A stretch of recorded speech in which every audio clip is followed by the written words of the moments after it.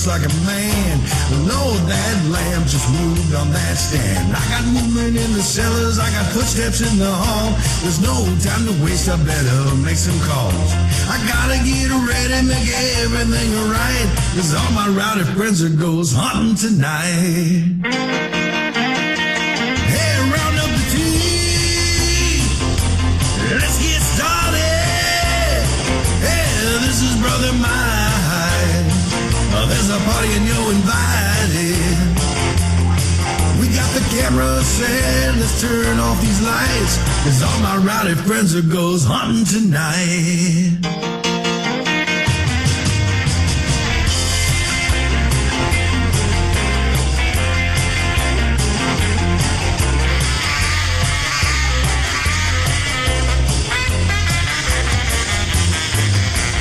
This old house has a long history. It should be real, real good for activity.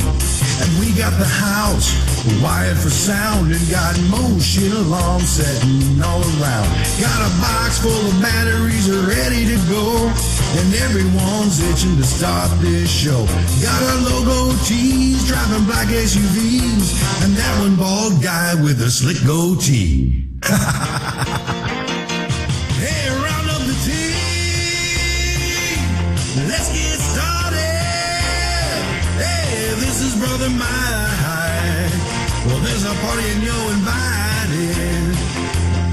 We got the camera set. Let's turn off these lights, 'cause all my rowdy friends are goes hunting tonight. Hey, round up the team. Let's get started. Hey, this is your big brother Mike calling. There's a party and you're invited. We got the camera set, let's turn off these lights, 'cause all my rowdy friends are goes hunting tonight. That's right. Go get 'em, boys.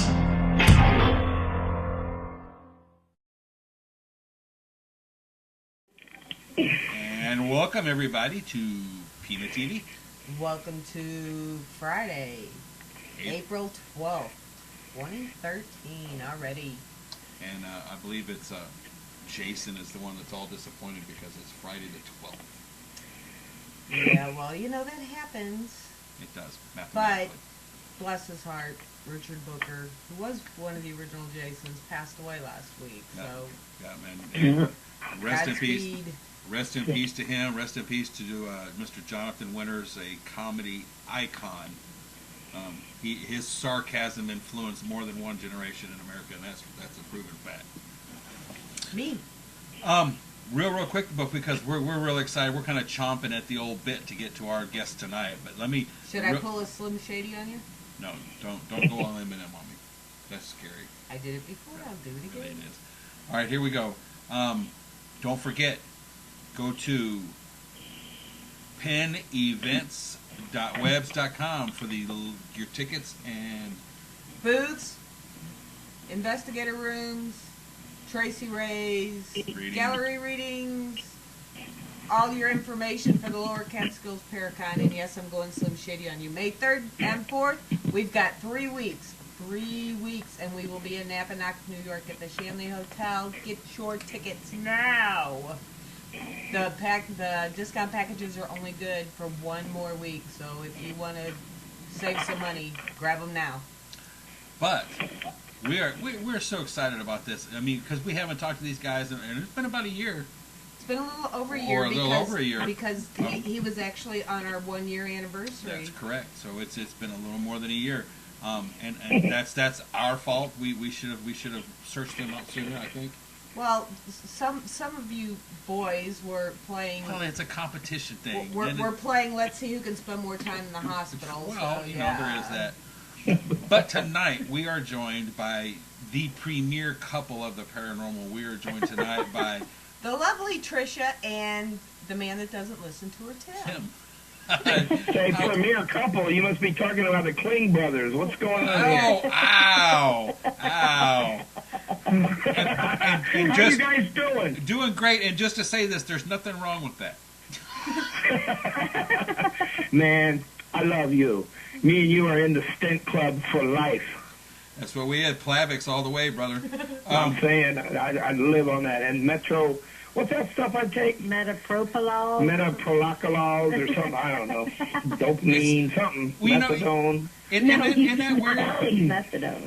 isn't that? Oh, that's for my other problem. Hey Tim, isn't that the way it is though? When we were in school, they gave us dinosaur names that we couldn't pronounce, and when we get a certain age, they give us medicine that we can't pronounce, and they all look the same.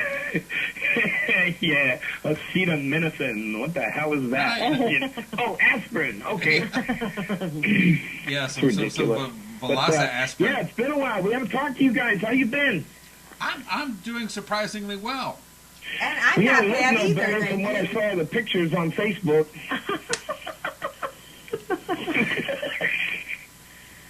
Have you guys now? You guys are still in Florida, correct? Oh, yeah. Yeah, we're living in West Palm here, and it's been getting hot, bro. Yeah, it hit 80 here today, and we're in East Texas, so. Yeah, but it was 40 yesterday. That's true too. Oh, wow. Yeah, that's true too. We had some bizarre freak storm come through, so it was like 88, and then by afternoon it was down to 38. Yeah. Wow. Yeah. That big storm that dumped all that snow on Denver, that's what, as it blew across the Midwest, we caught the very bottom tail end of it, and she's not kidding. You could literally look at a weather map, and where we were at was 75 or 80 degrees. On the other side of that storm front was 30. Well, here it's kind of similar. It's like 87, and then we get a cold snap, and it's like 86, and then it's 87 again. So, yeah, it's pretty hot down here, man. Yeah, and it's terrible with the humidity there, too, right? Yeah. It was fun. It rained today for like 15 minutes. That's how it works in Florida. You get a quick cloud runs over and it rains. And I was standing in a parking lot watching the steam come up off of the asphalt today. I kid you not. So, yeah, it's real humid. It's like walking around with a wet towel stuck in your face all day. Very true. Yeah. Now you guys. Now Tim, I want to ask you this, and then I'm gonna be quiet. You better start by asking Trish. If you want a smart conversation, no. If you want something smart, you better ask her. No. Well, I'm trying to get all our dumb stuff out of the way first before the girls All start right, go conversing. ahead. I know. About a year and a half ago. I mean, you stepped away from a lot of stuff that having to do with internet broadcasting and basically from the paranormal. And I was just curious if you could tell us why. Did you just get burnt out? Was it just too much talking about it all the time, or? I don't think so. You talked about Stephen LaChance. He made a real profound statement on a DVD that we did for Warner Brothers. His boy Elliot came to him and said, you live so long in the darkness and chasing demons and stuff, maybe it's time to look for angels now. That's it. I got married not too long ago. You should see my wife. She's pretty hot. And, you gotta grow up and move on after a while. And, this thing has plagued me and my family for 40 years, something like that, and the thing is, recognition is huge when it comes to this stuff. And I had to make a conscious choice not to give this stuff recognition, not to live in the darkness. I still struggle with that. This stuff happened to me for a reason, and it happened because I lived with a lot of dysfunction in my life. I had a lot of off-center stuff going on, out-of-balance kind of lifestyle, and I still struggle with trying to stay centered and moving forward, And now life is so much more exciting. Trish is doing incredible stuff with books and ministry work, and I'm getting involved in the church, and I'm active with the Coast Guard Auxiliary now, and I do radio stuff and working, and it's just coming back to a place of center and being normal. It's not that I don't. Here's the thing. There are a lot of people who get involved in the paranormal and they get on television shows and they strive to be famous and make a name for themselves in the paranormal. And that's fine. But the real people who are doing so much incredible work and doing counseling with families, most people don't even know that they exist. They work quietly behind the scenes. People like Carmen Reed, people like Stephen LaChance. The names could go on and on. Bill Bean. Yeah, there's a lot of people out there that are just quietly working in the background, and they're working with families who are scared to live in their houses. Roy and Denise is a perfect example of that. They're in the chat room, I believe, right now. They sacrifice so much and give so much of themselves to be able to do this. Oh my gosh, it's incredible. Yet you don't get to hear of those people. And Trish and I still are involved in this. We still have conversations daily, almost it seems like daily, with people who, threatening to kill themselves, commit suicide because they're in a dark place. Not necessarily always because of paranormal stuff, but it's because they've put themselves in a corner and they're so out of balance. We feel that we have developed a pretty good system of empowerment and of putting little tools back into the toolkit for people to use. Simple reminders of you just got to remember to laugh once in a while. You got to remember to communicate with family. Journaling is a huge part of it. All of these little positive affirmations and reinforcements in life that when you get to a dark place, you kind of forget those things. So that's what jazzes me up now. I spent a long time giving recognition to people with a radio show, and that was all good, but it was for the sake of entertainment. Now I'm really trying to focus and concentrate on getting down into the meat of the subject, and I'm really excited about the fact that Trish is stepping up and doing some amazing things in that field. So there's the dumb answer. Now you can ask Trish what she's doing. That was not a dumb answer. They wanted to know why you had stepped back. That was a perfect answer. Okay. It was a long one. Well, Tricia, what are you doing that's intelligent? Seeing them being done. Yeah. I married Tim. Yeah. No. No, what he's talking about is I've been heading toward a certification called Certified Spiritual Educator for a little bit now, and had the opportunity recently to step up in our church. I've been a youth director for a while, and we were without our minister, and I stepped up to do a Sunday service, and really, can you believe that? Kind of felt good about it. So I think I'm going to just keep going through to ministry, which is going to take a little while, but I'm on the right track, and I have a children's book being published soon that right now is having illustrator work on it. So those things are very exciting to me. We're going to have to call you Holy Mother now or something. That'd be cool. Roy and Denise were actually there when you did your... Yes, they were, yeah. You did yeah, the and there. I finally got in the chat here, so I see that Roy and Denise... Hi, Roy. Hi, Denise. And Tina and Matt are there. Are you serious? Yeah. Get that bum out of there. That guy. Matt and Tina used to work with us on the radio show. They were our other dynamic duo. They kind of played the role... It's always good to have a balance there, and Matt played the voice of logic and reasoning there. He was kind of our skeptic guy. Tim Yancy promised me there would be beer and nachos here. Well, I love it. And I remember I got you in here. That's how I got him to do the show. For close to a year or more, once Kim and I were introduced to you guys, I mean, I used to look forward to that on a Saturday afternoon. I'd go out and cook barbecue. By the time I got the barbecue done, hell, it was time for Encounters Live, and we'd go sit back and watch Encounters Live. We'd laugh and giggle, you know. Uh-huh. And we'd wait to see who was going to buy the next Hearst. Yeah, or where his next Hearst was coming from. I remember that. I was really proud of that show. We started that years and years ago, back oh my gosh. I first started doing radio in 1994, somewhere around in there, and there was two guys on the internet that were doing it before me. One was a guy in Tampa that had a show about UFOs, and I think Jeff Rentz was probably just starting to get up and running. Of course, there was Art Bell on terrestrial radio, but we did shortwave. We did, any way that we could get out there. I worked with a guy named Lou Gentili a few years later, and we did shortwave, and we worked for the International Broadcasting Corporation, and, we would put a radio show out. We'd hook jumper cables to a power line if we could get a radio show out, That led to, in this market down here in South Florida, working with Clear Channel stations down here, AM stations, WBZT and some of them, and we were the opening show for Art Bell and George Norrie in Coast to Coast AM.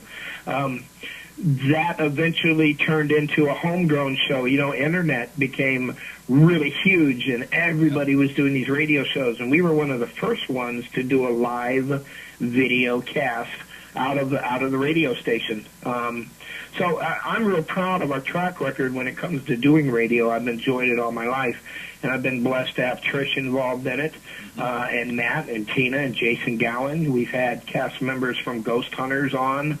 We had Rosemary Ellen Guiley as a regular on our show, and the guests that we had, the people that stepped up and supported us as a radio show. Some of the names were I've interviewed Jason Hawes and, Brian Harnois and all the Ghost Hunter gang and the sci-fi people and the Booth brothers and Travis Walton and professors and academic scholars. And I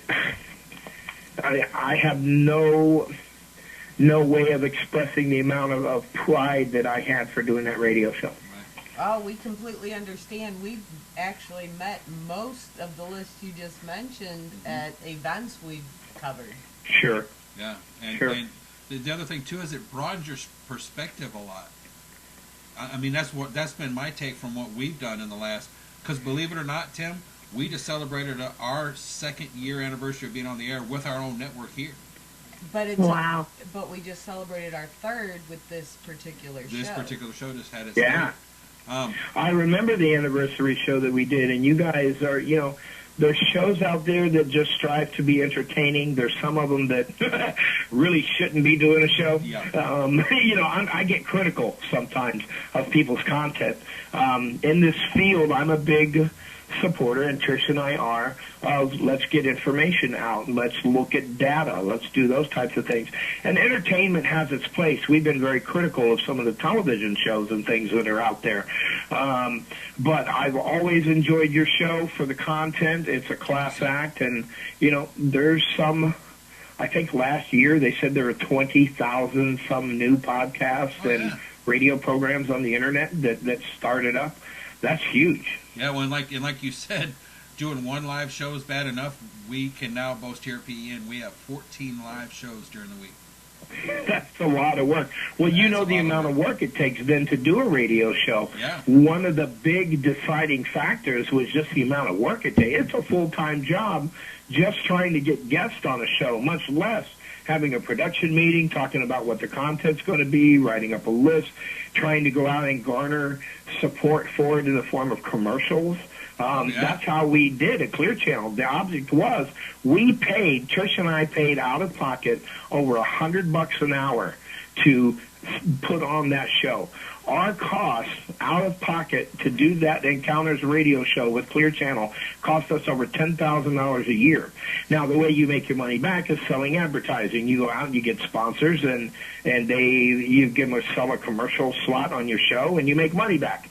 Well, we were so busy, we didn't have time to do that, and if you go back and listen to those old archives, everything that we did was public service announcements, charity stuff and government sponsored, we'll pay your telephone bill and all of that kind of stuff. We advertised a lot for Dave Schrader, which I always thought was funny. Yeah. And now he's doing Coast to Coast. You believe that? He's great at that, though. He is a very, very, very good radio show person. Sure. But that's the thing too, is it's like you mentioned, you guys did it for 10+ years, well over a decade. Kim and I we're pushing 4. Yeah. As long as you have the content and the fire, that's all. That's the deciding factor. You know, a lot of people. Basically, though, it's the fire because, like you said, Yeah. just getting guests Is a full-time job. and trying to keep from repeating too often, Right. and you know. Yeah. You know, and that's one thing too. Is you were correct.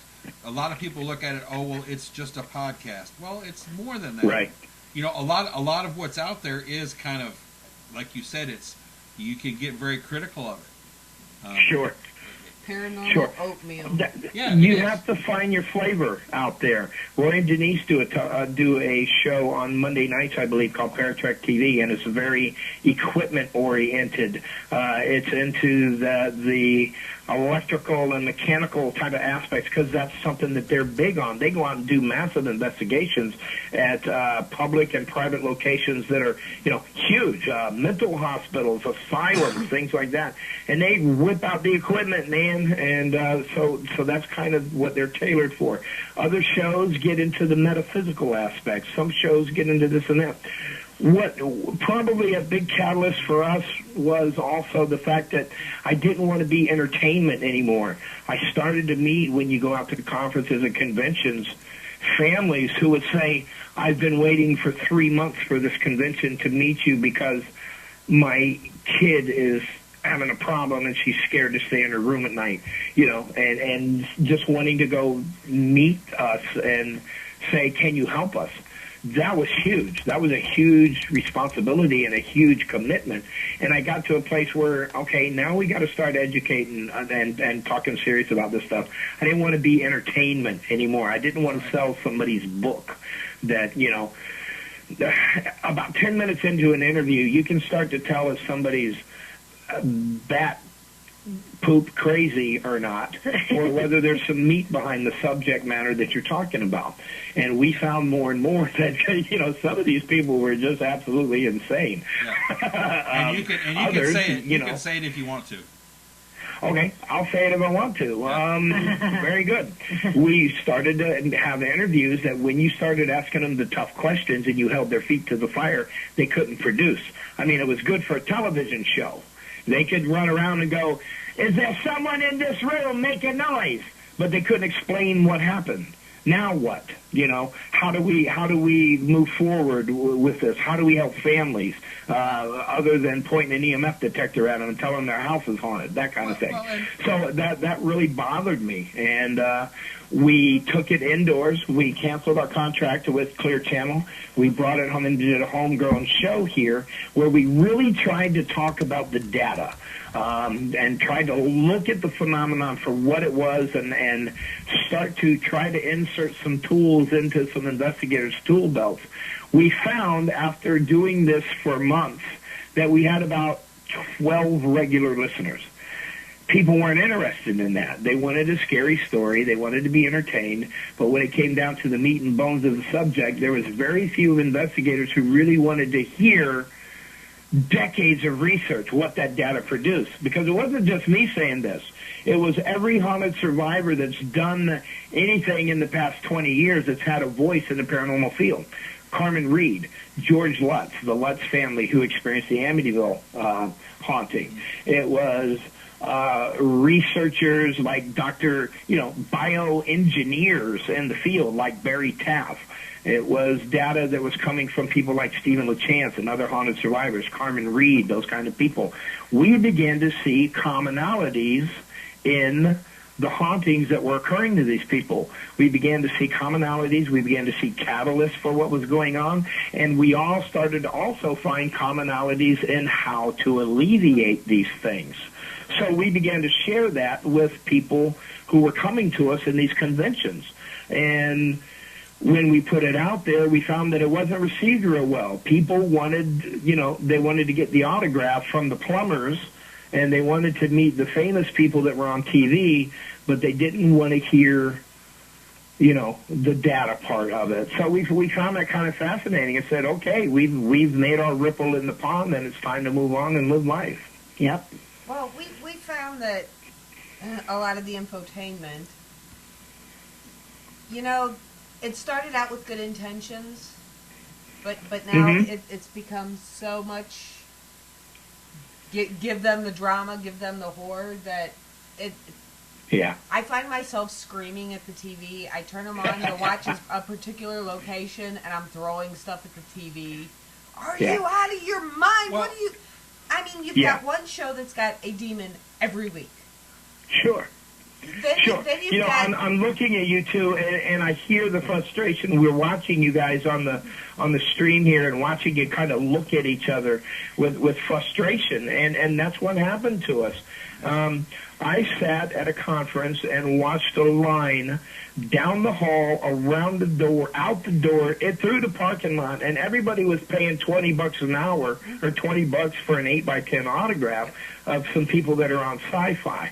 But in the meantime, Professor Hans Holzer's daughter, Alexandra Holzer, is giving a spirited talk on energies and her thoughts on this. There's 3 people in there. Right. Dave Schrader was doing a program about working with kids. He and Patrick Burns were involved in a book about working with kids who were involved in violent hauntings. There was nobody in his lecture, you know. Well, Heck, that's because- Blue Oyster. Go ahead. That's because they didn't dye their hair and put on a fake tan. Well, it's the thing, you know, and it's the trend right now. So I think that for us, we said what we had to say. We had our opportunity to put it out there, and we threw the pebble in the pond. Now it's up to other people as far as what our stuff. It's out there. It's archived, and people can take it and discuss it with their groups, with their other investigators, and do what they want with it. And if the field is still wrapped up in this fascination with Zach Baggins or whatever his name is, and if that's the current template for how to be an investigator, I got other things to do. Right. Yeah. If I'm sure Trish agrees with me. You don't go into a place, say, throw a rock at me, and then scream when they do. Yeah, that drives me crazy, actually. I'm always fond of saying I wouldn't treat spirit any differently than I would treat anybody else, yeah. whether I was in their house or inviting them into mine. I don't walk into a grocery store and ask people to scratch me or throw things at me, so I certainly wouldn't do it with something I can't see. Well, and the whole thing Exactly. too. The whole thing too being is it dumbs you down. Yeah. When they say it's only the 3 of us here and we're locked in, and I'm not naming a specific show or anything, Right. but it's just the 3 of us and we're locked in, and you see all 3 of them on camera. Guess what? There's another person in there. And when they're letting Yeah. other people in, you're really Yeah. not locked in. Yeah, and it's like ghosty boo boo. Yeah. Well, I think that people are finally starting to call BS on those shows, They're starting to see, and I'll say it, they're starting to see that Jason and Grant are faking evidence on the Ghost Hunter show. And here's the thing. If I'm lying, I invite you to sue me. We'll see if that happens. But, people are blatantly faking evidence, and they're starting to get caught at it. They're getting the fact that the old jacket tug with the string in the Right. collar, they're looking at that, and they're seeing that when the chair slid across the room in the top of the attic there, they saw the string going around and the light move and this and that. So people are starting to find out that a lot of this stuff is faked. A lot of it is scripted. Some of the shows I have to wonder about. I really had to wonder about what was going on with Ryan Buell in Paranormal State because I've worked with the guy. I know him. And yeah, these shows are scripted, but I wonder. I have to wonder about shows like John Zaffis's because I know him really well, and I think that I just don't know what's going on with those shows. So if there's doubt, what was it that OJ's lawyer said? If you have doubt, you got to throw it out, or something like that. Yeah. So I can't trust what I'm seeing on those shows as far as evidence. And here's the thing: bottom line, investigators hear what I'm telling you. For 200 years, we've been taking pictures of ghosts. For as long as electricity's been invented, we've been recording all this stuff. And where has it gotten us? No place. That's the truth of the matter. You might get a cool ghost photograph, and that's your thing. If that's a lot of people get into it just to find that evidence. But the truth is that I don't care if you got a picture of Elvis standing on the stairway and it's in perfect, crisp form. Somebody's going to say it's BS. Oh, absolutely. So what can I do? As an investigator, as somebody who's experienced this stuff, I know that as a kid I was absolutely terrified. I remember the fear on my mom's face when she would talk about being attacked. I know the hell that my brother went through all of his life, and he's still affected by this stuff. I know what it did to us as a family to degrade us, to belittle us, to humiliate us, and I know that there's families that live that way today. If there is a role for me in this thing that we call the paranormal community, it's working with families who are also experiencing that, because I think I have a way to resolve those issues, at least a template that I can offer them, a small kernel of information that may be of help. And that's my place with it these days, and that's what we enjoy doing. Well, plus the orb toes need a damn good roadie, right? Oh, heck yeah. You had mentioned John Zaffis, and I personally have not had a chance to meet him yet, but he's one of them I like to yell at on TV. Yeah. He'll go in and he's like, okay, and they'll hand him some kind of antique piece of jewelry, and I'm like, don't do it! He's gonna steal your old crap! Stop! Those are the things that I wonder about. I know John Zaffis. I've known him, oh my God, 20 years, something like that, over that long. And him and I know how he came to prominence. I know, his story. And he is someone who struggled for a long time to find those answers. He was brought in by Ed and Lorraine Warren. He's their nephew, know, and was kind of being mentored by Ed and Lorraine to become the next generation of investigators there. And, God rest his soul, Ed is gone now, and John has really stepped into his shoes.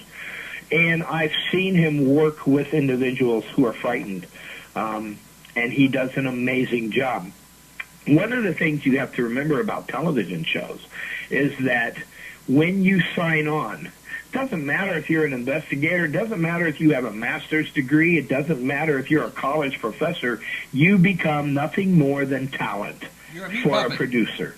And that's what your role is. And if he says, stand on your mark and say this line, that's your job.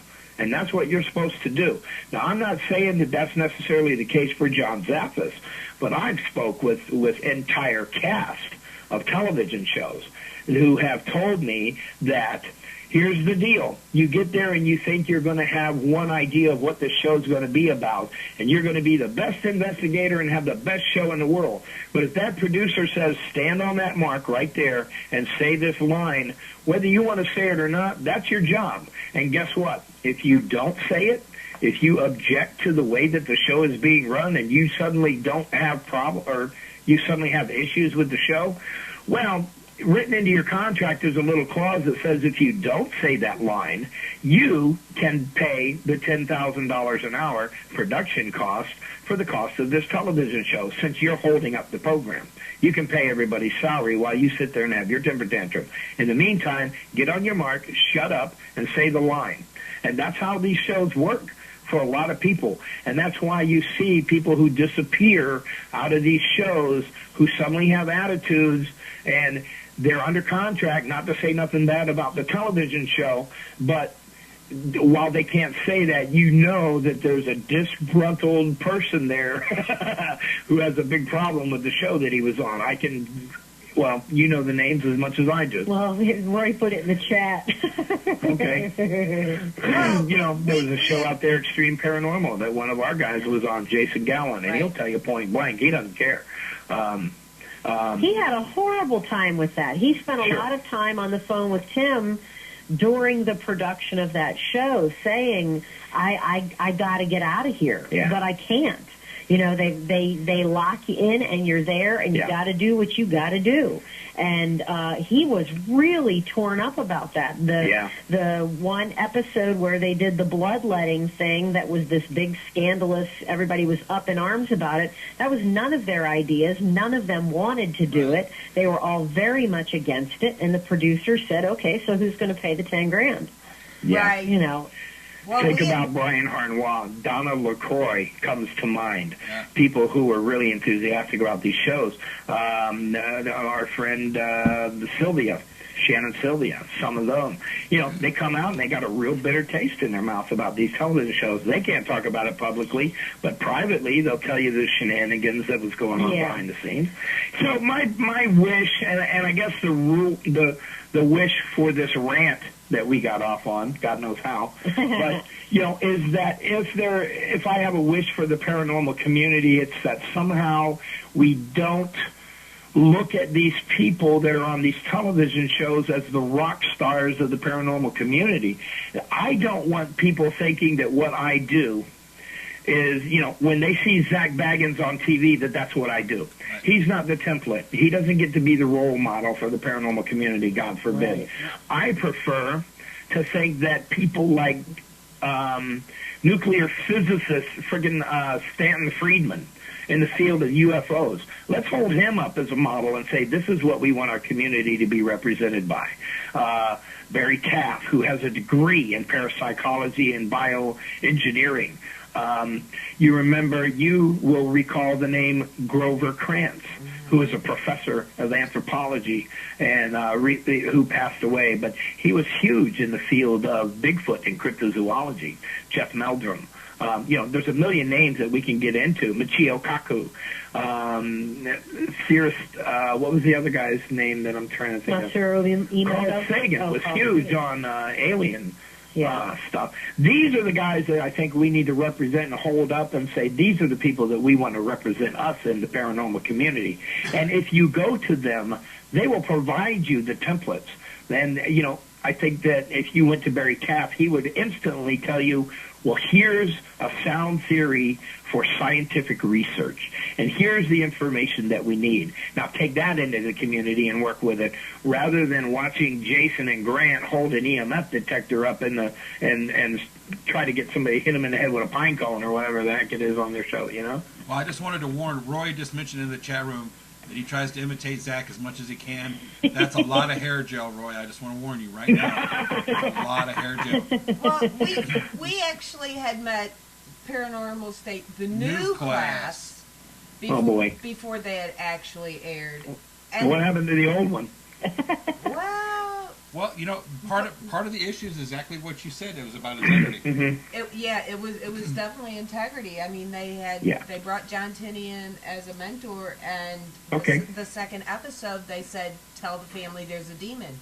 John got in his car and drove off. Yeah, but see, they underestimated. See, here's the thing: is the production company underestimated when they recruited Hoosier State Paranormal. They didn't do a whole lot of background search, I don't think.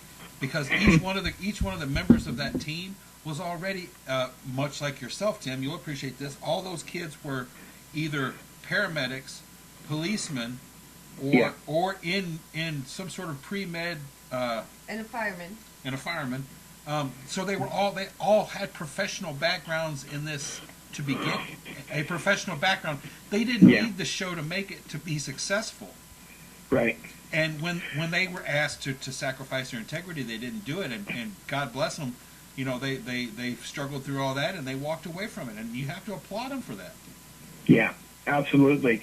Because here's the thing. I wonder what a psychologist, a clinical psychologist, or a school counselor would think about the fact that you just walked into a family's house and said, there's a demon that lives in here. Let's conjure up an image of something that is such a huge entity or a deity that now the family's hopeless to try to fight it or to try to come back to a place of center. Oh my God, it's a demon. It's got horns and a tail and a pitchfork, and it's a higher being in the universe. I'm hopeless to fight that, you know. But if you explain to a family, here's the situation. You have negative energy in your home. You have something that feeds off of negative energy. It's like a parasite, and you can come back to a place of center and alleviate the problem, because this parasite that's in your home, the thing that's banging on the walls, the reason it does that is to try to scare you, to create negative energy to feed off of, because that's what it thrives on. So if you eliminate the negative energy in your home, you can alleviate the haunting and the frightening things that are happening in your home. So let's go at it from a place of journaling. Every day I want you to write something down in this journal, but you don't get to talk about the bad stuff. Instead, today you have to write something in the journal that's positive, something that you did. We do that with families, and sometimes it takes them days, and they sit there and they can't write an entry. And then finally, after a few days, they might write, I looked in the mirror today and I had pretty eyes, or today I talked with my mom over the phone, or today I left the house for the first time in 6 months. I've had families tell us that. Let's introduce the thought of laughter again, of humor. Watch a funny movie on TV. Start to put some positive vibe back into not only your spirit, but into the home's energy as well. Let's do a house blessing, but let's not do it a scary Catholic, Domino, Nabisco, shredded wheat, and walk around, Let's invite the friends over. Let's make it a joyous celebration. Let's open the windows in the house and have a joyous celebration of blessing the house. These are the types of things that introduce positive energy into a home. And here's the deal, gang. Every haunted survivor, every great movie that you've watched in the past 10 years, the ones that are based on true hauntings, like Carmen Reed, The Haunting in Connecticut, like John Bell, we can go back to the Bell Witch Haunting. We can look at George Lutz and Danny Lutz and the Lutz family from the Amityville Horror. And there's a million movies out there. Every one of those people agree with me in the fact that if you can reintroduce positive energy into the home and displace the negative energy that is there, a haunting will stop just like that. So don't believe me. I mean, we've proven it. There's a track record of it. The data shows it. Roy and Denise is in the chat room. They'll tell you. It's what works. You displace negative energy, and guess what? Evil doesn't get the concept of things like humor and laughter and family. When you communicate with family, you're expressing love for one another, rather than the arguing and the carrying on that festers in a home that has a violent haunting. So these are some keys that we have discovered. We find that they work. The haunted survivor community, any of us, Stephen LaChance, all of us, will tell you that that's what happened to alleviate the problems that we were having. And here's the good part. I didn't run in your house. I didn't steal your heirlooms and put them in my museum. I didn't take anything from you other than negative energy. I didn't charge you anything for it. And guess what? Even if I'm wrong, you haven't hurt anybody. The only thing that you've done is input positive energy, and whether it's a real haunting or it's a psychological issue, you've put all the things in place to solve both. And now, your role as an investigator, once you've started that phenomenon or you started that template, now you can hand it off. If there's a drug problem in the home, you get them to a counselor. If there's a kid who is experiencing a ghost in their room, you introduce them to a counselor at school. It's not your job to fix the problem. It's your job as an investigator to hook up these people with the professionals that can get the job done. So whatever it is in that home that's creating that dark energy, that dysfunction, that's putting that family off center, you introduce them to the things and the recipes and the tools that they need to get back to a place of center, and you're going to miraculously find that whatever that haunting was is no longer. So there's my rant for the day. So did you have Tricia put all these on CDs? I'm sorry? No. Did you have Tricia put all these ideas on CDs? Oh, Hey, yeah, I'm going back to the Thunder and the Balloon CD. Oh, the Thunder and the Balloon. See, Yeah, some of that's us always pay been a fun one. attention. And Tim, I have to say this. Wait. I'm just. Okay, go ahead. I'm sorry. Some of us pay attention to what Trisha does, outside the paranormal. Thank you very much. I'm just saying, some of these ideas may not be bad to put on a DVD for people to be able to go back to. Yeah, I think that's something that's probably going to be coming as the time goes down the road here. Here's the thing. We've tried to do that. I have hired film crews. Oh, yeah, that was fun at the last But here's the thing that we always find. There's always whenever you try to put this out there, there's always retribution. There's something that happens. When Trish and I go to speak at conventions, and she'll tell you, when we go out and do this work, it pisses stuff off. And we see a marked increase in stuff that happens in our home. We see a real battle. For us, it's a real chore to get to conferences, and it's a real hassle for us to get to talk just to people, that are experiencing problems. And I've hired film crews, and we've had DVDs tried to be made of this stuff, and for one reason or another, we just can't get it done. And I don't know what it is, but we just have the damnedest luck with that. Well, I'm Tim. Just so you know, I'm going to nominate you for a few paranormal awards this year. Is that okay? Oh, gee, thanks. Yeah, I'd like to thank the Academy for this BS award. I don't know what it is about people that just need to pat themselves on the back, but the real satisfaction in this work is watching a little kid smile for the first time in weeks, of watching a family who's exhausted because you better be awake and you better be paying attention to what's going on in your house at night, to see them be able to sleep again, to be able to hug a guy who, and this just happened to us a few weeks ago. Roy and Denise are familiar with this. A guy who sent me a suicide letter about how Satan is just mocking him to do it, pull the trigger, to be able to bring that guy to church and hug him, and now he's positive for the first time about life again. I've had guys, Trish and I are blessed to have a voice in this community and to be able to tell our story, but there's so many people out there, and I don't mean to sound melodramatic. This is the truth of what it is. I've had guys come to me who, when they couldn't take the voices anymore and they couldn't stand the banging and the pounding on the walls and the stuff of this phenomenon, they went in the kitchen, this guy grabbed a knife, he started stabbing himself in the chest. When he couldn't do that anymore, he slashed his throat and he sliced his wrists, and he laid down in the floor to die because that's what he felt was the right answer to stop what was happening to him. His wife found him. She got him to the hospital, and for the rest of his life, he's disfigured. For the rest of his life, he walks with the aid of canes and braces, but he's alive, and he'll tell you that story, and we interviewed him on our show. Those people don't get to have a voice. The ones that the evil has won, I guess is the way to put that. So this is serious for me, and when we have a chance to talk about it, we take it serious and we treat it serious, and that's why I get really pissed when somebody has the audacity to disrespect what my family has gone through and what other families have gone through by mocking it on a television show, of making it a joke for other people. You don't get to do that in my community as far as I'm concerned. So if anybody doesn't really understand why we're so hard on some of these shows and some of the personalities that are out there, that's why. And what really sucks is that I usually will say a statement like this, and then I'll meet all these people at a convention, so I really got to do some sucking up after that. I'm like, oh, hi, Grant. How you doing?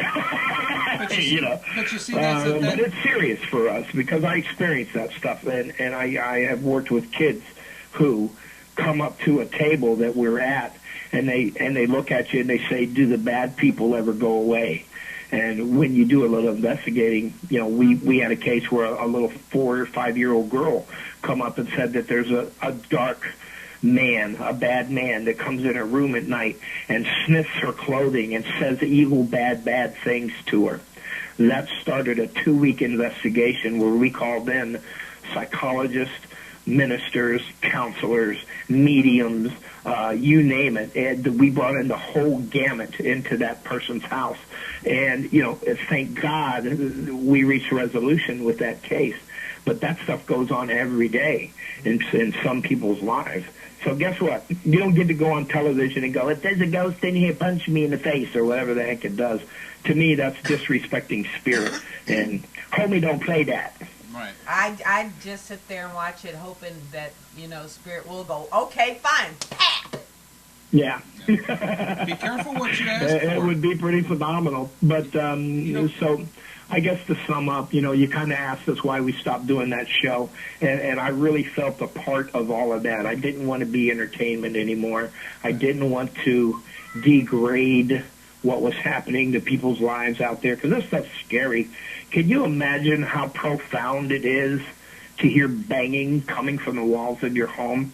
It's one thing to see it in a movie or talk about it, but think about it for a second. What would you do if suddenly in the middle of the night you started hearing banging, or something raked across your chest or across your stomach, or you heard voices in your house? Imagine the terror that causes and how it blurs the lines of reality. You begin to question what's real, you question your thinking and what's happening in your home. That's the goal. That's the agenda of this thing that we call evil. And so as a community, what are we going to do? What end of this thing are we going to support? Are we going to step up and try to look at the data and see what we can find out, or are we going to play parlor tricks on television?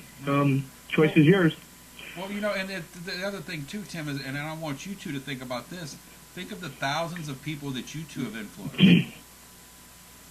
And yes, you walked, got knee deep in the slime pit, so to speak, of the entertainment industry.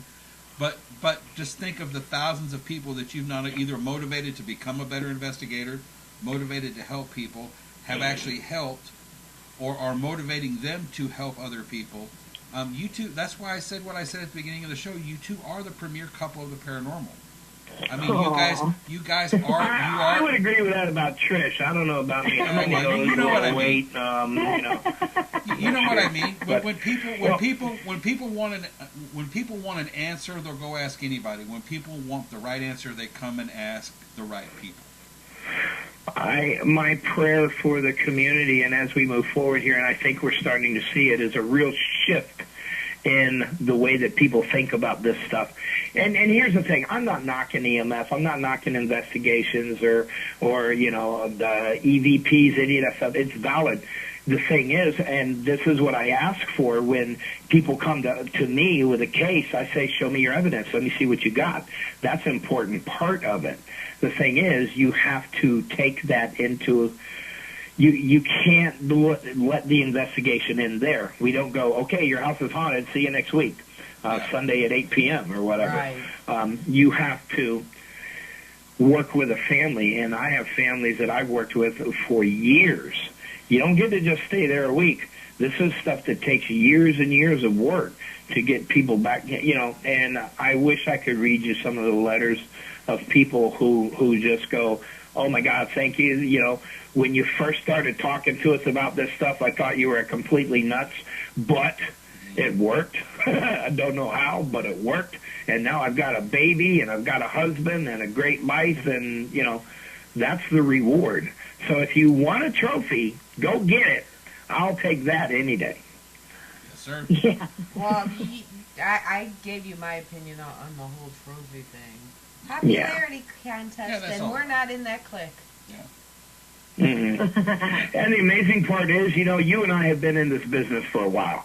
We remember the names of those great people of the past. Let's go way back. Harry Price, some of those guys. Dr. Maurice Gross over in London. Susan Blackmore, who has a degree in memetics and works at university. Some of those great names. Have you seen any of them nominated at all? No. Do you get any of the people who I consider consider experts in this field. People always say, nah, there's no experts in this field. I disagree. And some of those names that we've talked about tonight, those are people who know how to do investigations. They understand scientific theory. They develop criteria. They write papers in medical journals and stuff like that. I think I'll listen to them. They would qualify as an expert in a court of law. As opposed to the plumber. We were discussing one time, there was a small group of us discussing making a paranormal hall of fame. Yeah, but we're going to take Goober from www.mypodcast.com, and we're going to give him a paranormal award for being best investigator of the year. But a guy like Barry Taff, he doesn't even get invited to conventions anymore. We really got to shift our way of thinking in this field, and that's my prayer. Some people were pulling this person's name and that person's name, and my immediate thought went to, okay, if we're going to pick someone alive who is still alive and justly deserves it, you start with Lorraine Warren and work your way down. They did a paranormal award some years ago. Okay, so the IPPA, PPA, we know where that came from. There's some more of that Awards, batshit crazy stuff right there. Yeah. Now, I got nominated for best radio show. Okay, guess who won? CC the Huntress? No, but the show that won was Beyond Reality Radio with Jason Hawes and Grant Wilson. The problem is the show stopped. They stopped doing the show 3 years before. Okay? So 3 years before the Entertainment Awards, or at least a minimum of a year, I'm not sure. They didn't even do the radio show anymore. They got Best Paranormal Radio Award. Just because of the name and who they are. So the thing is, if you do an award show and you get Jason and Grant as your award winner, that gets you publicity. It doesn't do a damn thing for them, but it helps you and gets your name out there in the paranormal. So let's think about these award shows and the real reason for why they're there. It wasn't going to be an award show. There was not going to be any great, large publicity. We were just going to put these little plaques in this one particular area of people who we thought actually deserved some recognition. Are you telling me that was you? Maybe. No way. Okay, well, I should have got that damn award. Well, not for the IPAA. No. I was not the IPAA. No. That's No. Okay, I'm making sure because whoever did it, I just got a kick out of the fact that they obviously were padding their awards things with the big names in show business. They weren't giving awards out to anybody that was worth a damn. They were giving them to shows that didn't even exist anymore so that they could elevate their status in the paranormal community. And I'm sorry, I just got to call a spade when you do that stuff. You really have to think about what's going on out there. That was Laura Kimberly. Okay. Whoever. It wasn't me, no. Ours never went anywhere. And it wasn't like we were going to make some big, whole network and da-da-da. Because the way I see it, that's a popularity contest. We have these three people, and they're up for nomination. Who nominated them? Yeah. Did the actual people in the field nominate them, or did you nominate them because you wanted to meet them? And who voted on them? How many hundreds of paranormal people actually got that chance to vote? None of them. And Tim, I understand your frustration. And here's where everybody should become really frustrated with the situation, okay, is we're supposed to be investigators. If you're not willing to ask questions about something, excuse my language, but something as asinine as an award ceremony, because life isn't like kindergarten. Not everybody gets a trophy. Right? Yeah, okay. That's true. So, listen, don't get me wrong. There's nothing wrong with being successful. Got no problem with that. If you're doing a radio show or you're doing a podcast and somebody says you're doing a great job, we're going to give you an award, I got no problem with that, okay? But when somebody obviously is trying to elevate their status in the community by giving these bogus awards to people, let me put it this way. if Jason Gowan ever got an award, I'd be really pissed. You know, but the chances are that the people that they're giving these awards to, if you look at the great scale of things as far as people who have accomplished stuff in the field of paranormal phenomenon, I don't know. I just think it's tilted. I think you're right. I think that there's cliques associated. And really, do you really need an award in this kind of field? I mean, what are we celebrating?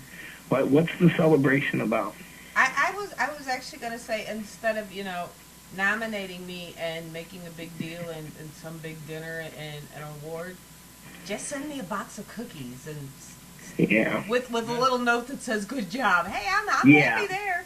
Yeah, see, I get the spirit of it. I really do. I think the thing that bothers me is with awards come titles, and I best this, best that. I think that's what bothers me the most about it. But I do get the spirit about it. I would be absolutely honored if somebody handed me an award. I'd rather have money.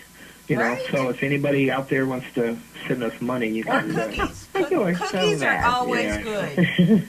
Tim, work with me here, man. Cookies. Cookies. There are people out there who don't get mentioned. I've been talking about Roy and Denise a lot. I've been talking about my buddy Matt and some of them, and I see in the chat room every one of those people deserve an award. But the thing that makes me mad is, do you think that they'll ever see one? Nope. And who gets to determine who gets an award? Everybody in this field has worth and value, and they all contribute to the field. So you don't get to just hand somebody an award, damn, unless you're going to give us all one. Well, and you look in the room, there's the ones, I think you've met Cynthia, but Cynthia and Kate and Mary, I mean, I've worked with all of them. They're all fantastic. They all work different ways, but they're all viable parts of this community. And absolutely. And, just because you have extra hair gel does not mean you're any better than these ladies. So what means that they are of less worth, that they don't get an award, And so Trish and I have determined that we're just going to buy everybody breakfast. So you guys, come on over. I love pancakes. We're going to have a pancake breakfast. Well, hey, and I wish we could do that with people, because we have met so many people across the country who are enthusiastic and energetic and full of, what do you call it, zeal and enthusiasm with this stuff. And there's people so badly want to find a template. They want to find the right way to do this stuff. And so the easiest place is to go on television and just do what they do. Unfortunately, that it might work, it might not work for some people. But with ghost hunting, that's fine. But when you're dealing with families who have a severe problem in their home, you don't get to do that kind of stuff. So, we threw our little pebble in, and our hope is that, for people who listen to our show or have the archives, that maybe there's one little kernel of truth that rings true for them in there, and something that they can take back to their groups and go, hey, this really resonates with me. I'd like to explore this.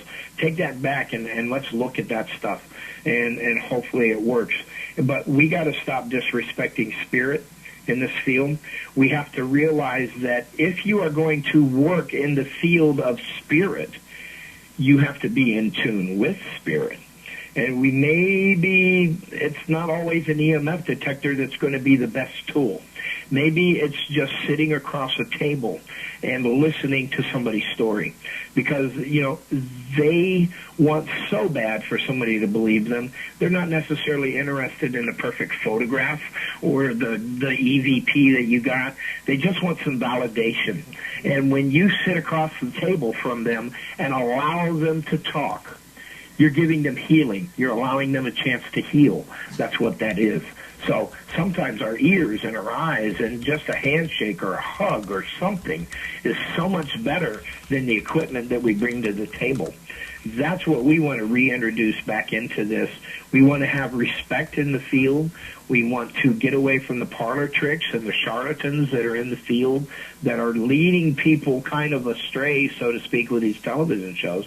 And let's get back to the work of helping people. Absolutely. Yep. And if you're going to concentrate on the research side, that doesn't make you any better or any different than somebody that helps families. And if you're going to give awards, we'll have a big breakfast down in Florida, and we'll do it for best pancakes and best Pancake bacon. mixer. I got one last question for you guys before we go. Where did you get that picture of us? Where is that from? It's from the Adventure and Faith Banquet. Is it? Are you serious? Yeah, and can't you see all the orbs? I look awesome in Yeah. That's why I put it up there. It had all the orbs in it. And they're all different colors, so they must be real No doubt. orbs. Yeah. I wish my aura looked like that, but Well, you know, and Tim, I think you'll agree, if it weren't for the love of the two women that we're both with, our paths in life would have been totally different. yeah. Now, see, I gave you the opportunity at the beginning of the show to talk to Trish and to ask her the questions. And this could have been a really good show if you had done that. No. But you had to get me going on my rants and stuff. And so now you got an hour of me. I'm loving it. Yeah, I think Trish and I, our main job is usually just to sit back and reel you guys back in. Well, Yeah. somebody's got to hold the leash. It's kind of like herding cats. Yeah. You know. She is so I'm good not at that sure- I'm because not so I sure do. how I I get feel really about- emotional about this stuff, and I go on these rants. Now an hour later, you know, she kind of keeps me calm and reminds me of what we're supposed to be doing on these things. You know, Well, the one- she is. I one couldn't question- find my socks in the morning without her. The one question I have for both you guys, do you think that what you've experienced in the last decade or so, do you think that's expanded your spiritual journey?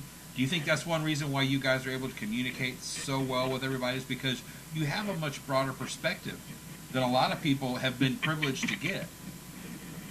Okay, that's a good question, so I'm going to let Trish answer that. No, I can only speak for myself, and I know it absolutely has. I mean, I've experienced a lot of things that I before would not have, and probably would not have questioned. You know, but just some amazing stuff since Tim and I have been together, and since we've been in this field, and it's caused me to kind of shift what I look for. You know, I know that investigators are doing wonderful work and trying to help alleviate things for people, and also kind of trying to, you know, get evidence and things like that. For me, I've kind of shifted my question away from does it exist to precisely what is this stuff, and precisely where does it come from, and precisely where do we go. That's, you know, that my questions have kind of gotten a little different. And, you know, so it's totally changed my perspective. Yeah. You know, That's a good point. And I think that's why I get so rattled and scream and holler like a maniac about evidence collection and EMFs and this and that. Because I've gotten past the idea of does it really exist and do I have to get a picture of it. I know it's real. So I guess that's probably why I'm a little jaded in that realm. yeah.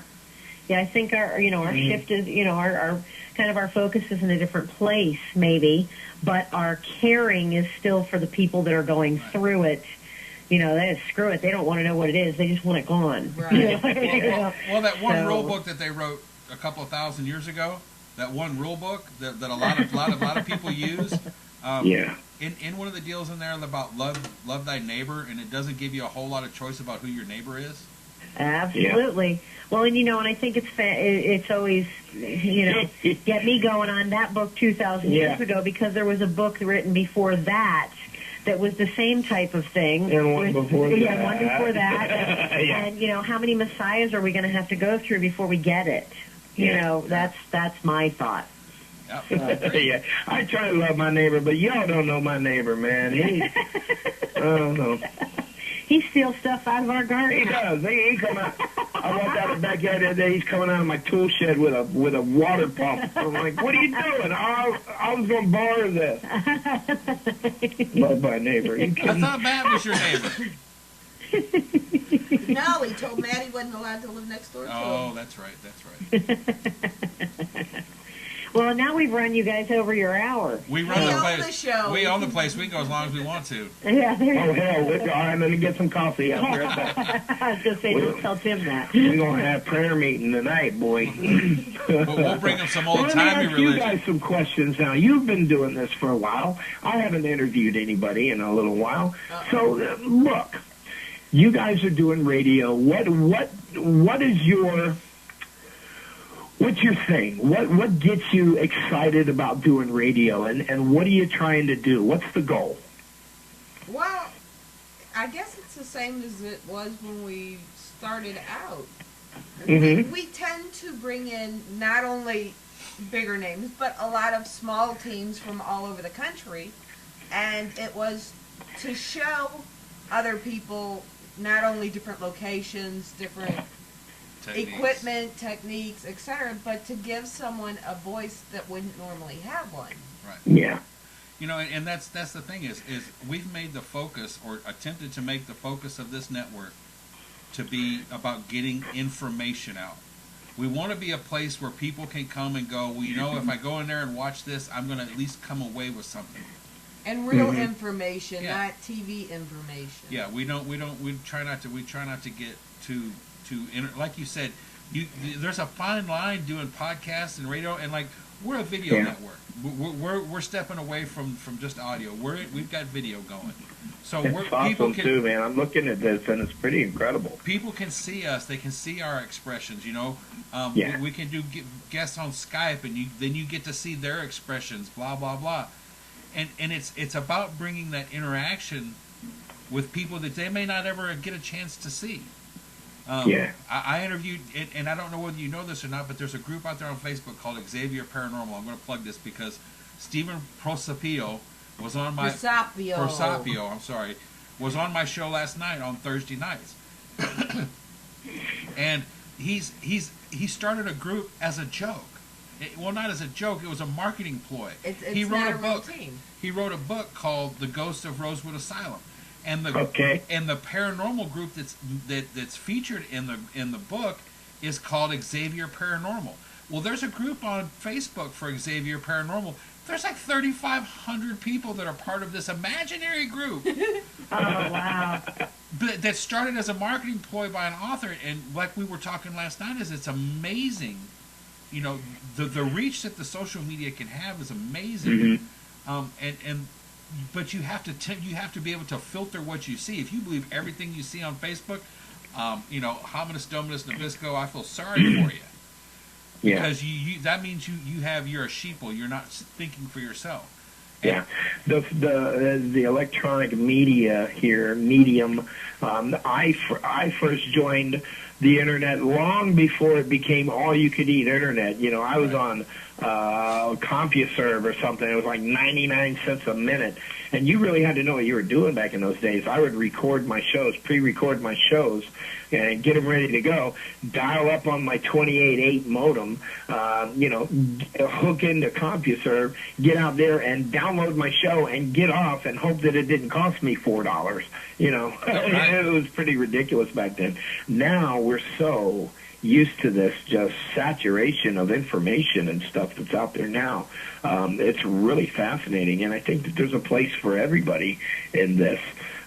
You know, I rant and rave and I get all passionate about this stuff, but the truth is that there's room for everybody. Yeah. And there's you know, the field when it comes to exploration and investigation and all that is wide open as to the things that you can do. I know people that are out there now that are working on some theories that are so far out.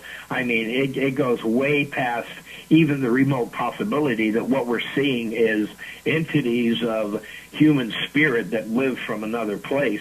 They're getting into some pretty far out stuff, and it's valid phenomenon or it's valid theory at this point. So I'm really excited about where we're moving. I think I actually talked to you about one or two of my theories, Tim. One about residual haunts. Sure. About how I don't think they're residual. Mm-hmm. That they're actually, what is it? Well, Groundhog Day, they're replaying it, trying to alter what had happened. well, my only thing that I ever add to that is it's like we've all had parts and times in our life where you got up at almost the same time, you ate breakfast at almost the same time, you went to work at almost the It's possible if you're a living person for that to happen. Then if you don't know you're dead and you're just experiencing on a different frequency or a different plane, why? That's why I don't believe, because if you had residual energy, then that means every burp, fart, belch that ever happened inside of a house would be imprinted somehow on the walls. That would make EVPs ridiculous. Well, I mean, you go into a 200-year-old commercial type building, whether it was a lot of places it was a hospital, then it was an orphanage, then it was, the secretary's building and a girls' school. If that retained everybody's energy who was ever in there, you wouldn't be able to walk in the door. And wouldn't it glow in the dark? Sure. And wouldn't it glow in the dark? Quick. But here's the thing. Let's think about how a tape recorder works. You have an electronic current, and you have a piece of iron oxide that's imprinted on tape. This iron oxide, and that's what tape is. Cassette tape is nothing more than rust. It's iron oxide attached to plastic. And it runs past this head inside our tape recorder, and it records an imprint. Now we can play it back, okay? So let's think about the structure of a building, how it has materials in it very similar, and perhaps if under the right circumstances with an electrical charge or energy charge, it has the ability to absorb an imprint just like a tape head. Maybe that can happen. So that's one theory. Now let's get real far out. Let's say that time is the distance measured between point A and point B. Well, what if we could take A and B, and let's look at time kind of like a shoestring where it's fluid and elastic. And what if we could take the two ends and lift them up in kind of like a U shape, and that time can 2 points in time can come together and merge in the same place? Wouldn't that be far out? And couldn't that explain why we see these old period people sometimes? Maybe time is flexible and it can bend back on itself and come together. So the theories are endless and they're fascinating. And you know what? We're never going to understand it. We're not going to get it. We're not supposed to. Life is this fascinating game of a road that unravels before you, and you take the left or the right fork and you hope you get it right. But what I can do, and what I found that is my truth, is that from my experience, I learned some lessons, and maybe I can pass them along. And I don't get the big picture. I don't know why I was haunted and you weren't. I don't know why, I had this crappy life and Trish was on the opposite end of the spectrum. She was blessed to have maybe some entities and some visits that came to her house too, and I know this to be real, but they weren't the bad guys. They weren't the evil side of things. Maybe the positive energy that was in her home attracted like positive energy to her. There was a lot of negative energy in my home, and it seems like this stuff, Barry Taff called it inductive coupling, that like energies will seek each other out and attract to them just like magnets do. And that if you have a chaotic, dysfunctional lifestyle creating a dark energy in your home, think about a glass full of water and dipping dye into it. This is an example that I use at some of my conferences. Food coloring. Yeah. If this glass is my little bodysuit, and inside it, the water is my spirit or my energy or my aura. Every time somebody tells me, you're an idiot, like Dad used to do, that's a drop of that food dye, and it starts to darken my spirit. You can't do this. You can't accomplish things in life. What's wrong with you? Those are little drops of that dark black ink into my spirit. Well, it's negative energy, and sooner or later, according to the theory of inductive coupling, like negative energy will come along just like a parasite and attach itself to that source, and it will feed on it. And this kind of makes sense. Here's the theory. Why do you hear the bangings on the walls?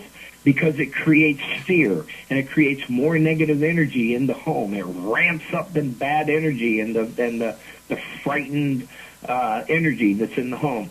And normal hauntings, you know, you hear about the human spirit hauntings, while they may be startling and they may be frightening, they're not intended to be. With violent hauntings, it's always a fear-based scenario going on. A banging, a scratching, scary voices, screams, those types of things. It's designed to cause fear, to ramp up that negative energy. So I think that theory is really valid, because you have some people that just live blessed lives, and they always seem to have the golden spoon. You've heard of angel guides, angel spirit guides. Mm-hmm. It's the same thing. It's just on the opposite end of the spectrum.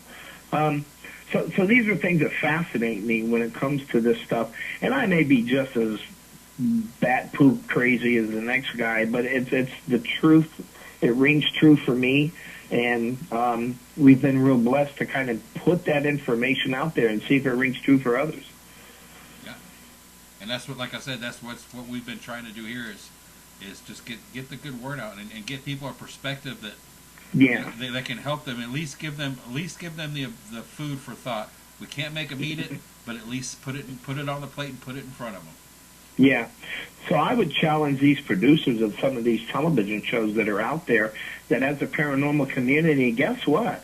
We're kind of getting tired of the flash in the pan, you know, run up and down and act like Three Stooges paranormal radio or paranormal shows that are out there. If you want to entertain us and if you want to get us interested in your shows, let's talk more about this stuff. You're starting to see it in some of these ones that are like My Ghost Story or whatever they're called, Paranormal Witness, some of them. They're getting away from spotlighting the investigators, and they're starting to focus on the phenomenon. They're giving people a chance to tell their stories. From that, we may get information. We may get a database to work with. But I hope some of these producers out there will start to look at the potential of, can you imagine a camera crew following me and Trish around and dealing with a family that is going through this stuff? To me, that's way more fascinating than watching some guy run up and down locked in a prison someplace. You know, I don't know. Maybe I'm just getting old. No, absolutely. And that's originally that's kind of what TAPS did. I mean, you'd go 5, 6, 7 weeks and they got absolutely nothing. Yeah. At least it was honest. Yeah, true. Yeah, here's one that I put out there for years. I've been begging producers to do it, but nobody will touch it. And and after I explain it, you'll find out why. It's called Paranormal Polygraph. We get all of these people, the Travis Waltons, me, for instance, and my story. I would jump and volunteer to be the first one to do it. And you give them the chance, like on this show Paranormal Witness, you give them a chance to tell their story. And they do the dramatic recreations and all of that stuff. And then after that, now that person has to take a polygraph, and they have to answer 5 questions that the audience sends in. Okay? Now, how many people that are out there on these television shows do you think would be willing to do that? None. So that's a show that I've always wanted to go. Let's take these people and put their money where their mouth is. Who's the frauds? Who's the charlatans? And who's the real deal? Now put them out there and put them on a polygraph. Now here's the thing: people always say, you know, anybody can pass a polygraph test if they try hard enough. Not true. Yeah. Tell that to the guys that are on Maury Povich in the mornings with that My Baby Daddy stuff, and they do the polygraph test. Yeah. They're not passing it too well. Well, you know? Wait a minute. So, weren't you coming out with a new show? Something about paranormal Amish mafia. Moonshiners. Yeah. You know what, Tim? I have Amish mafia, my baby mama. I have the most brilliant ghost hunting show idea, but nobody will ever do it, and I'll tell you why. I have an idea. When I want to, I can grow a very full beard very quickly. Okay. I'm thinking tomorrow. Tomorrow it'll be like halfway down. I'll be like Santa Claus by Friday. But here's the deal. I thought about myself, Scott Grunwald, who also is a co-fur of the facial hair. I love Scott. Johnny Hauser. Those will be the 3 to start with because they're the three furriest that I know. But I'm thinking we should do a ghost dynasty. There you go. Y'all gonna live in a mobile home? Well, and they'll make ghost calls. Yeah, and everybody can be ghosty, ghosty, ghosty. That's great. I'm going to do one called Bering Sea Ghost. How about that one? I love that Bering Sea Gold show. We've been watching that. Oh, my God. It's awesome. Yeah. Isn't it hard to get them in the pan, though?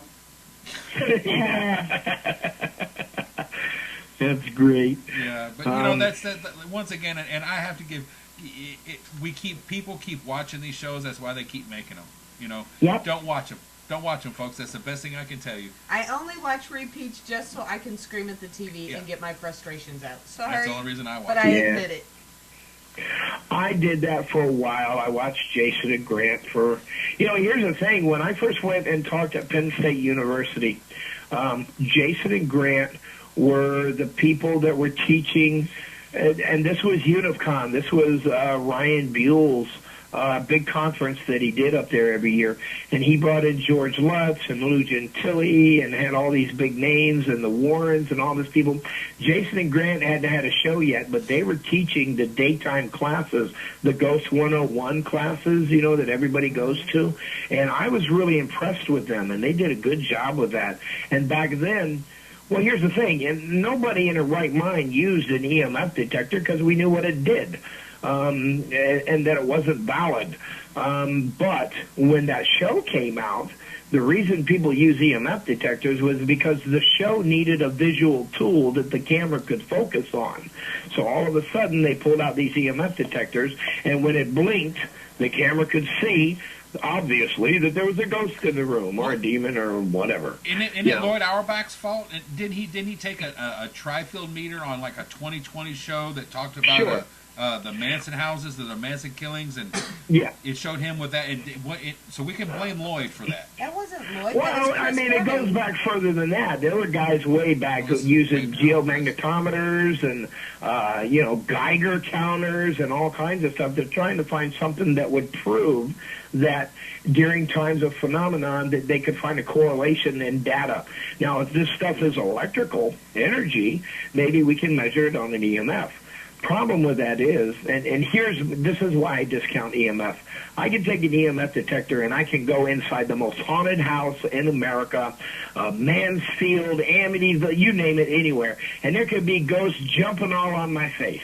Okay? What's the EMF detector going to do? It's going to blink a couple of times, but you're not going to know why. So, now let's take the same EMF detector. Let's walk out to the middle of I-95 out here, or take it out on a boat in the middle of the ocean, or anywhere in a place that's not necessarily considered haunted. What's it going to do? It's going to blink a couple of times, and you're not going to know why. So what's the validity of it? Does it really make a difference? It's inconclusive is the problem. So we got to throw it out. And it's the same thing with imagery, with EVPs. I know EVPs are real. I know there's a correlation of them. We've all done them. We've gotten the results. We've been amazed by them. They're inconclusive because we can't prove the source. Could it be a radio transmission? Could be. Could it be thought transfer? Could be. Could it be an old tape? It could be, with an imprint from the last time you recorded something. Who knows? That's the problem with this stuff. We're never going to be able to really get that conclusive evidence. We've been trying for 150 years. So what are we going to accomplish tomorrow that's going to be different? That's the frustrating part of it for me when it comes to evidence collection. Yeah, I mean, there's also. There's some things that they're being tested now, particularly David Roundtree and some of the work that he's doing. Sure.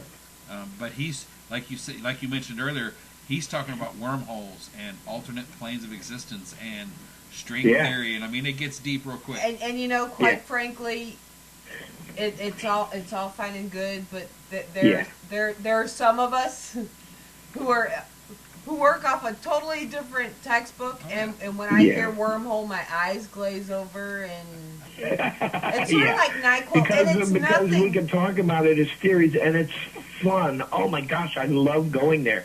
You remember the old crazy days? Because you're a Bigfoot guy.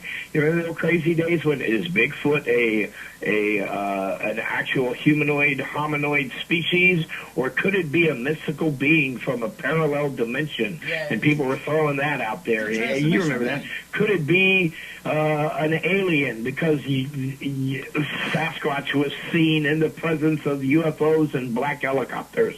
Remember all that junk? So there's always going to be crazy theories out there. Well, what I'm saying is, Eric can sit here and he and David Roundtree can have a wonderful conversation, have an absolute blast together, and, be thrilled at the end. Me, it has nothing to do with David. It has to do with where my interests lie. Yeah, absolutely. And that's the goal. That's why I say there's room for everybody in this stuff. I'm not a big fan of that stuff. There are other people who just eat it up. And for them, when that EMF detector blinks, it's a ghost, damn it. There are people who are still out there who... I'll tell you a funny story real quick. I know an investigator who is on a television show, who is a prominent, well-known, one of the top paranormal investigators of our generation, who goes to conferences and he does his show and he gives a slide presentation and it's awesome. And then afterwards, if you pay the right amount of money, you can go on his overnight ghost tour of the college that he is at. He will go along and he'll find the dustiest place in that building. And he'll go up right to that dusty old maintenance table with the wrenches on it, and he'll slam his hand down on the desk, and he'll go, right here. This is the spot. Take your pictures right here, and I bet you get something. I feel an energy here. Okay? People start flashing. Because he slammed his hand down on that dusty old desk, guess what they're going to get in their photographs? Tons of orbs. And then when they look at him and they go, oh my gosh, look at this on my digital camera. Hey, I think you got something there. You better blow that up on the computer. Guess what? Now they have orb photographs, and they're absolutely convinced that those are ghosts. Is it right to do to them? No. Does he fulfill a need? Probably. But to me, it's BS, but there's still people out there who think that those orbs are absolute proof that there's a ghost in that room. But, who was it? I guess it was David Roundtree the other day who was saying, at events, the investigations afterwards aren't really investigations. They're ghost hunts. It's people who want that thrill. So, I mean, is it right what, slapping the table? No. But but for $50, you damn sure better produce something on that camera. Right. Or you're going to have a bunch of mad people. Right, but what I'm saying is he giving them what they want? Absolutely. Absolutely. It's kind of like when you get into that realm of call up the psychic on the 1-800 hotline, and for 99 cents a minute, she'll tell you whatever you want to hear. Is it real? Probably not. Is it right? Well, you're the one that called them, so you get what you asked for. Absolutely. Well, guys, as much as I hate to do this, I do have to be able to fit this on YouTube. Oh, boy. So we're going to have to kind of cut this off because about an hour and a half is about all my YouTube account will handle. We want you guys back. Well, you got to make me a promise. Next time you invite us, just invite Trish. No. Because I fill up all the time. Okay, I'm ridiculous. I'll tell you what. Trish is so awesome when you talk to her about spirit and about kids and what she does, and it's awesome. So, and I prefer to hear him. So I will book you separately. Yeah.